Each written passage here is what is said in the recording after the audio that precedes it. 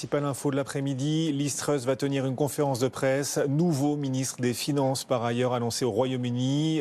Cette annonce qui permet au marché d'accélérer à la hausse. Les marchés se prennent à rêver d'une marche arrière de Liz Truss sur la réforme fiscale. Accélération très nette à la hausse partout en Europe. Aude Kersulek nous accompagne depuis la Tour Euronext. Bonjour Aude, ravi de vous retrouver.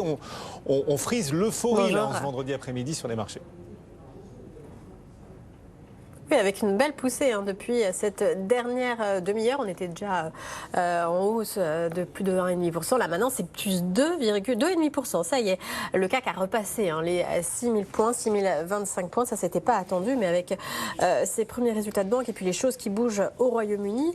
Et aussi, on est toujours dans le sillage du rebond, du formidable rebond de Wall Street hier. Voilà ce qui nous profite aujourd'hui. On a une séance avec du volume, déjà 1,5 milliard échangé sur le CAC 40. Les investisseurs sont donc repassés à l'achat. On a seulement une petite valeur qui s'affiche du côté du rouge, c'est Thales. Tout le reste, c'est des hausses, des fortes hausses, notamment pas mal de valeurs de croissance avec Essilor-Luxottica qui prend 4%, Worldline plus 3,7%, ou encore le luxe, L'Oréal, LVMH, Kering et Hermès qui sont dans un mouchoir de poche entre 3,3 et 3,5% de hausse.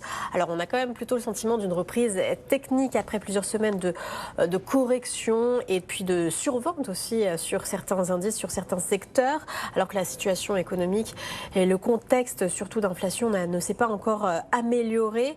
On n'est pas sorti du canal baissier sur le CAC 40, peut-être plus une bulle d'air. En attendant, du côté de Wall Street, on devrait ouvrir aussi en hausse. Les futurs indiquent plus 0,5. On verra ça à 15h30. Et puis cette séance, vous l'avez dit, est surtout animée par les premières publications des banques américaines avec JP Morgan qui fait un petit peu mieux que prévu, mieux que les attentes. C'est le cas aussi de Morgan Stanley, alors que Wells Fargo, en revanche, augmente franchement ses provisions pour créances douteuses. Et c'est le cas aussi de Citigroup. Beaucoup de publications, en effet, qui participent à nourrir cette hausse, manifestement. Pierre-David Quenu nous accompagne.